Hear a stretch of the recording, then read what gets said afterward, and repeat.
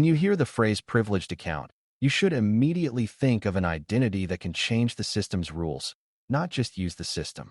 Privileged accounts can create users, assign permissions, modify security settings, disable logging, access sensitive data stores directly, and generally do the kinds of actions that can either rescue an organization during an emergency or quietly compromise it for months.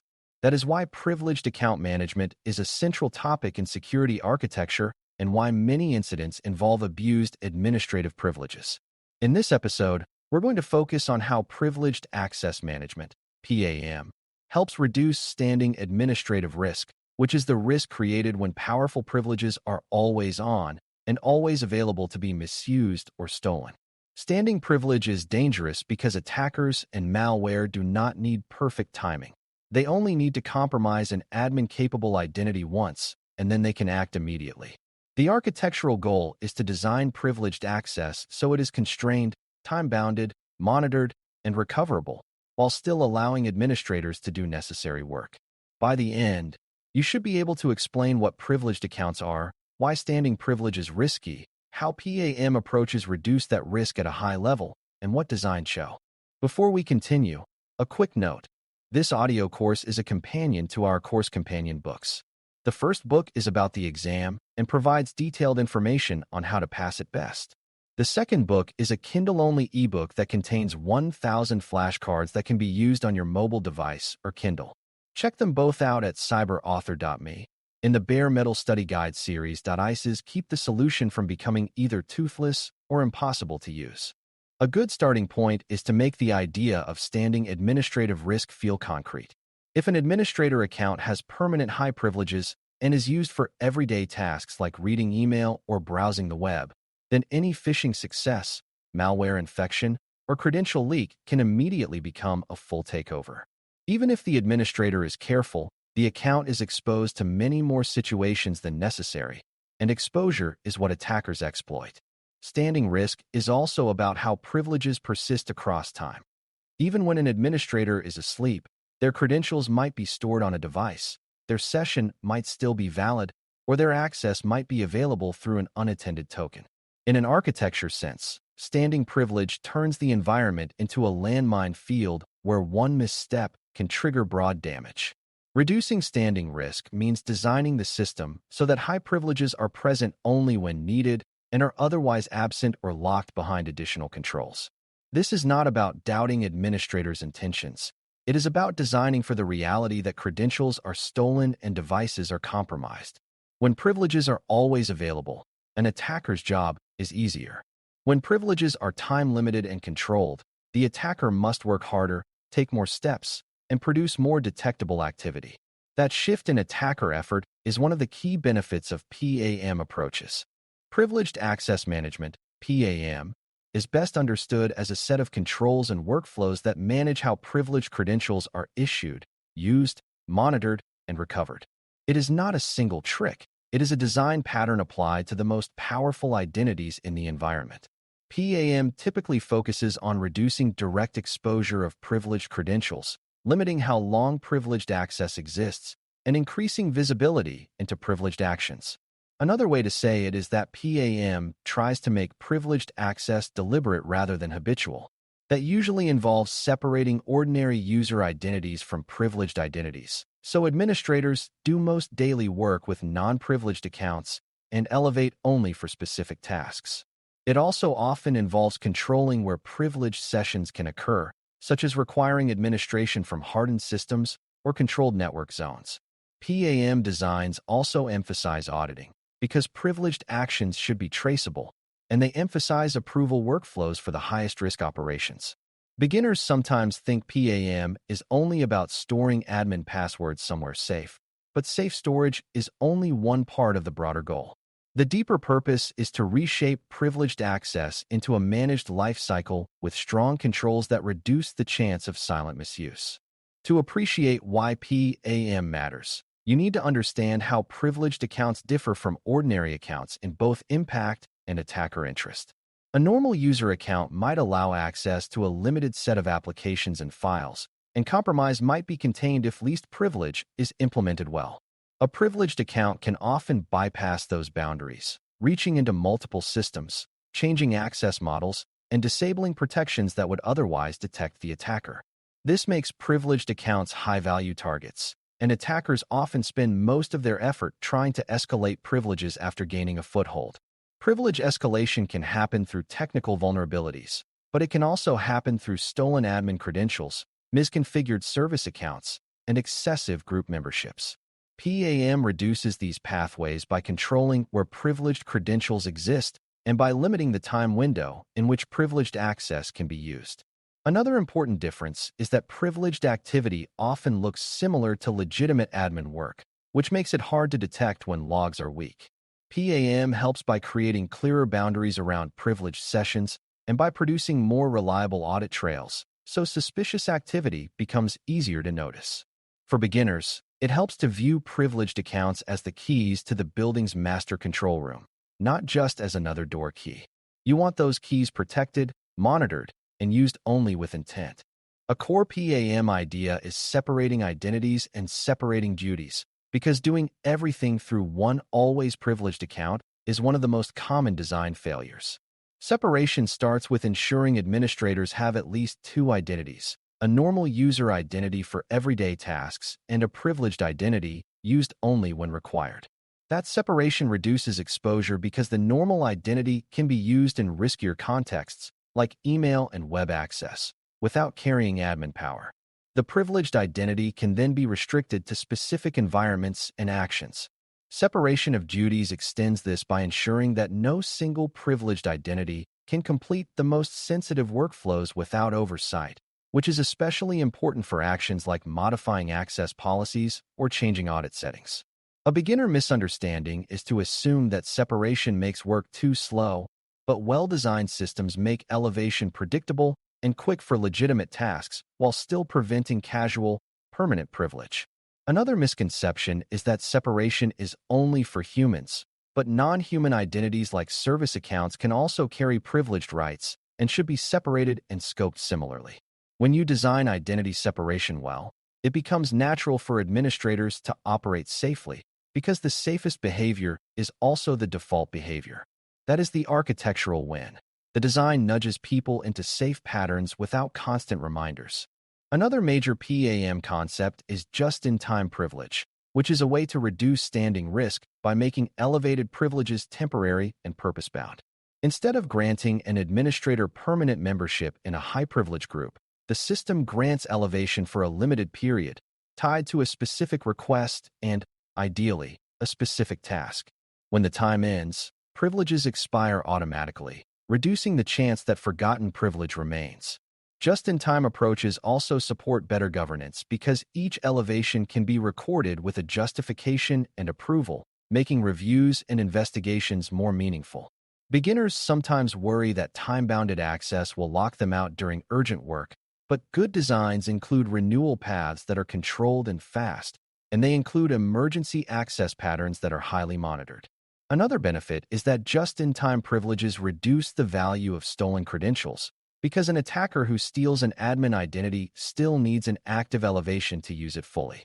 This does not eliminate risk, because attackers can still request elevation if they compromise the account, but it introduces additional controls like approvals, risk-based verification, and monitoring. Just-in-time privilege turns privilege from a permanent attribute into a controlled event, which is much easier to govern. The architectural skill is designing elevation so it fits real workflows without creating a constant operational burden.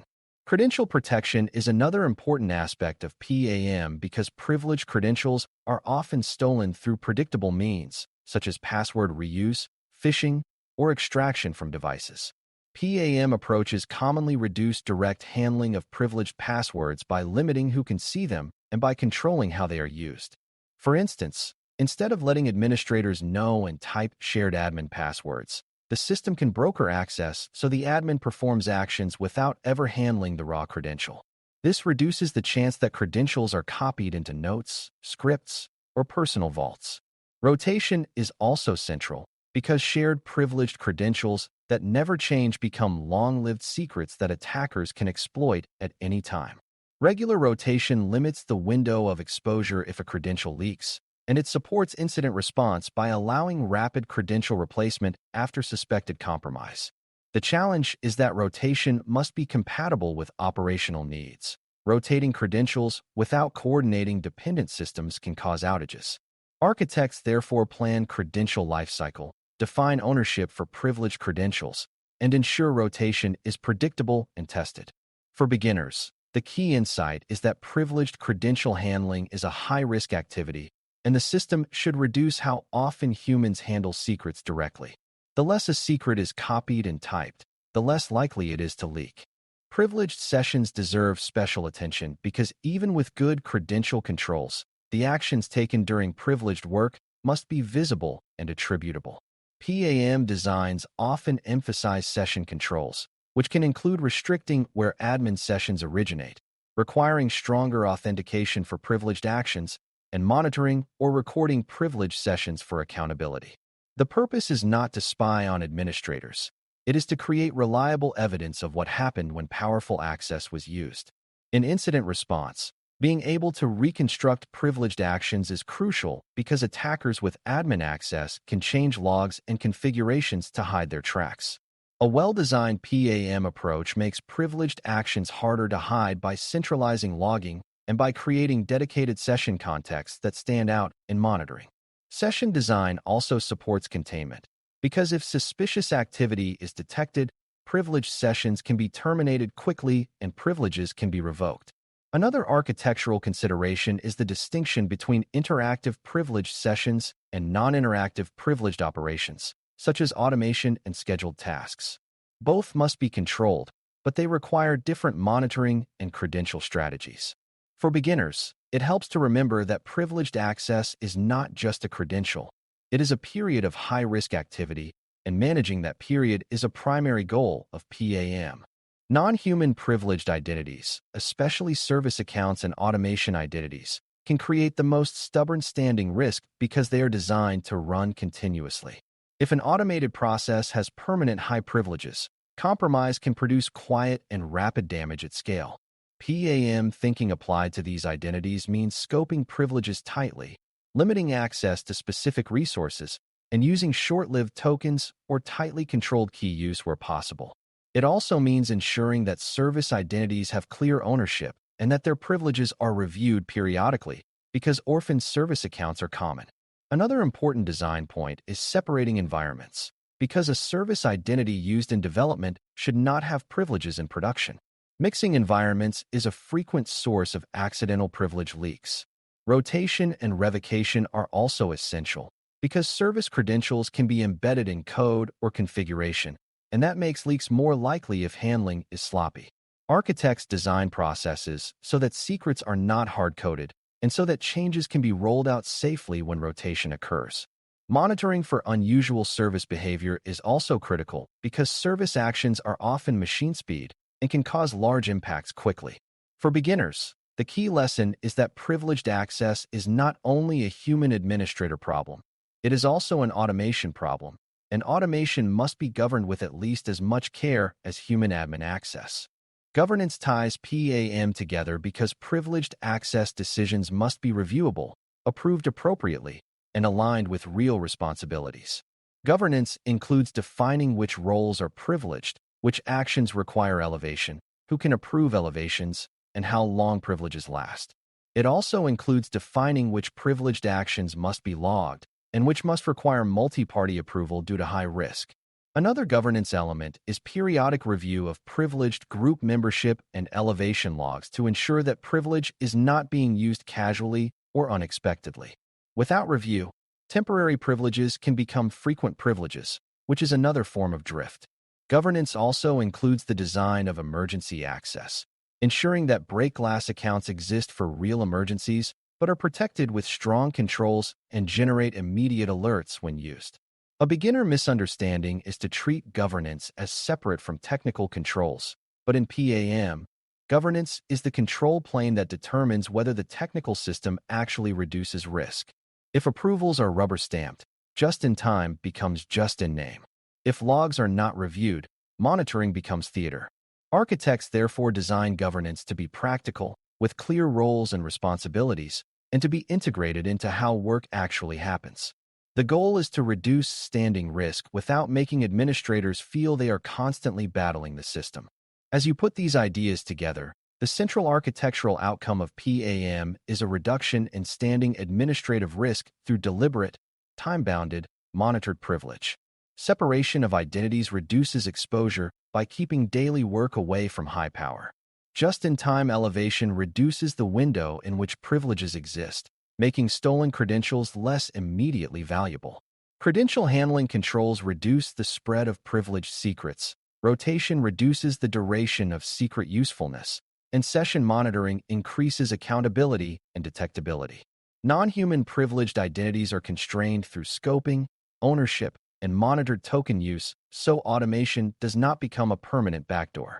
Governance ensures these controls stay aligned with responsibilities and remain auditable over time. This approach does not eliminate the need for skilled administrators. It supports them by providing safe patterns that reduce the chance of catastrophic mistakes.